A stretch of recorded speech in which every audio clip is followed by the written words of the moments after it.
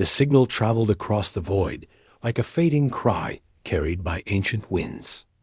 It came from the Lyran Alliance, a peaceful cluster of worlds known for art, diplomacy, and gentle minds. They had no warriors left. A predator fleet known only as the Scourge had descended upon them, demanding surrender. When the Lyran Council realized their neighbors would not risk intervention, they sent one last transmission into the Great Silence. It was not a request for victory. It was a plea for survival, that no one expected anyone to hear it. No one expected anyone to care. And no one expected the ones who answered. The vessel that arrived was small compared to the towering constructs of other species. It looked patched together, a product of practicality rather than elegance. The hull bore the scars of countless storms and trials. Yet from the moment it drifted into orbit, something about it radiated a confidence that made even the frightened Lyran guards pause.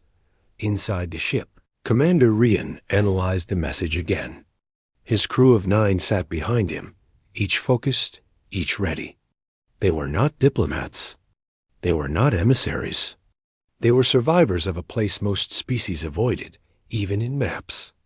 Their home was classified as a death world, a place where nature sharpened every living thing like blades. To outsiders, they were anomalies. To themselves, they were simply human. Rian understood fear. He had seen it in the eyes of planets that expected doom. But he also understood resolve. His team knew why they had come. They did not answer distress calls for glory. They answered because no one else would. When the Lyran Council invited them to the surface, the humans descended through a soft haze of violet clouds. Lyra was beautiful, sculpted by gentle eras of peace. The buildings curved like shells, shaped by craftsmen. Gardens shimmered with luminescent leaves. Every part of the city was alive with color and quiet sound, yet fear hung in the air like dust. Rian stepped forward, boots echoing on polished stone. His team followed with steady discipline. The Lyran leaders watched them with wide eyes. They had seen images of humans, but the presence of Deathworlders was something else entirely. Rumors painted them as unpredictable, aggressive, and impossibly resilient. The council elder approached with trembling hands. Her voice was soft as shifting water. She thanked them for coming. She explained the threat. The Scourge had already taken 2 outer colonies. They were moving toward the heart of the Alliance. There would be no negotiation. Rian listened without interruption. His face remained calm. When she finished, he nodded. He asked for tactical data, not ceremony. He asked about evac routes, not speeches. He asked about weaknesses the council had overlooked. When he spoke, he did so with the certainty of someone who had survived worse.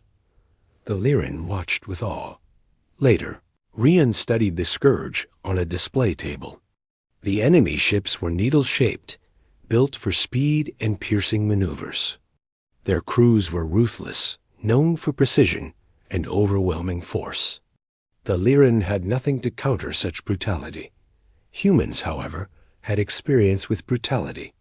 They had lived beside it since their first crawl across the dirt of their savage world. Rian gathered his team. They formed a circle in the council chamber. He assigned roles with crisp clarity. They would not win through firepower alone. They would win through unpredictability, the same trait that made other species uneasy around them. Night fell across the city. Rian stood on a balcony overlooking glowing gardens. A young Lyran approached, unsure whether to speak. She asked why Deathworlders had come all this way. Rian answered simply. He said no one deserved to be abandoned. She stared at him as if seeing something entirely new. She realized humans were not monsters. They were protectors shaped by harshness. Dawn arrived with a distant tremor. The Scourge fleet emerged near the moon. Their presence filled the sky with dark lines. Sirens echoed through the cities. Lyran civilians hurried into shelters. The peaceful world braced for destruction. Rian and his team launched from the surface in their worn vessel. The ship shuddered as it rose. It was old, but it had heart, much like its crew. The Scourge commander broadcast a warning. It ordered surrender. It mocked the Alliance for calling out into the void. It mocked them further when it detected only one small ship approaching. Rian responded with silence. The humans flew straight at the fleet with reckless precision. They wove through enemy formations with maneuvers that defied logic. Deathworld instincts guided their reactions. Their ship avoided blasts by the margin of a heartbeat. The Scourge were used to prey that ran or froze, not prey that charged. Rian ordered a close intercept. His pilot executed it with fierce joy. They skimmed enemy hulls. They darted past weapons. The humans were too fast and too unpredictable. Their ship slipped into a blind zone beneath the flagship. They attached a device to the hull and pulled away. The explosion was not meant to destroy. It was meant to blind. Static swept through Scourge sensors. Confusion rippled through the formation. Rian seized the moment. He ordered his team to divide the enemy. They created false signals. They mimicked ally transmissions. They scattered decoys that reshaped the battlefield. The Scourge found themselves chasing shadows.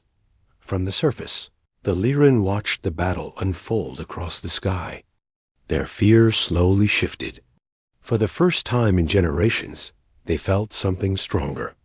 They felt hope. Rian pushed his ship toward the heart of the fleet. Their engines strained. Their shields flickered. But humans were used to pushing beyond limits. They believed limits were only suggestions written by the timid. They boarded a crippled Scourge destroyer during a momentary power loss. The humans moved through dark halls lit by emergency glow. The enemy expected invaders to hesitate. Humans did not. They were raised in forests, mountains, deserts, and storms that punished hesitation. Rian led the charge with efficient strikes. His team advanced like a tide that refused to recede. The Scourge were larger and stronger, but humans fought with a ferocity born from survival. Every movement was controlled. Every decision precise. The humans sabotaged the engine core. They planted charges with methodical speed. When alarms blared, they were already retreating. They sprinted back to their vessel and launched moments before the destroyer burst in a bloom of light. The explosion fractured the Scourge formation. Their fleet drifted in disarray. Rian's team seized the opportunity. They released a final barrage of decoys and interference drones. The Scourge could not regain control. The Lyrian defense grid, previously useless, now had clear targets. Their automated systems fired low-energy disruptors. They dealt minimal damage, but it was enough to push the scattered Scourge back. Realizing the tide had turned, the Scourge commander attempted retreat. But Rian pursued. He locked onto the flagship with grim intention. His ship lunged forward like a predator that had chosen its prey. They disabled the engines with a precise blast. The flagship drifted powerless. Rian sent a message to the enemy commander. His words were steady. He instructed them to leave this region forever.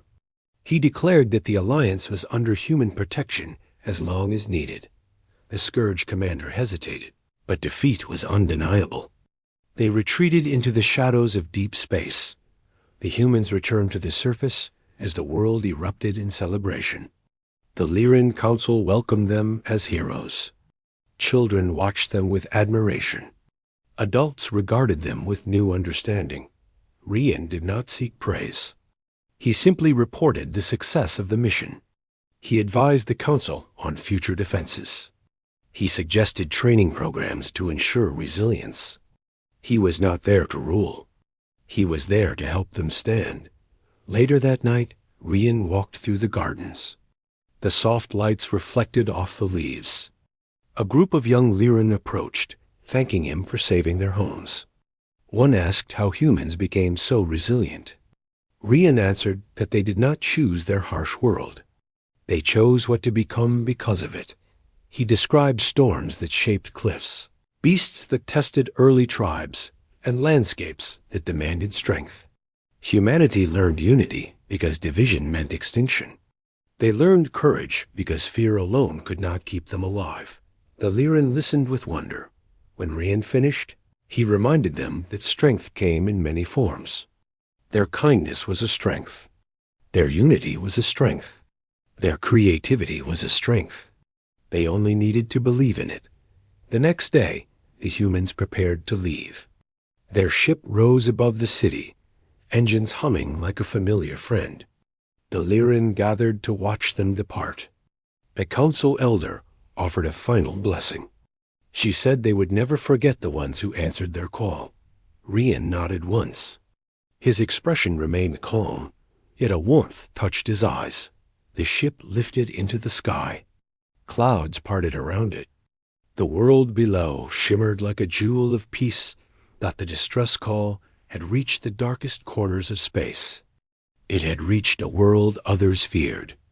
It had reached those willing to act. In answering that call, humans had shown the galaxy something new.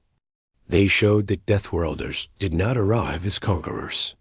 They arrived as guardians forged by adversity. Where others saw danger, they saw purpose. Where others felt fear, they felt drive. Where others turned away, they stepped forward. The Lyran would rebuild. They would grow stronger. And they would always remember who came when no one else dared. The humans set their course for the next frontier. They drifted into the vastness with quiet determination. Their mission was never over. Somewhere out there, another voice might cry out in desperation.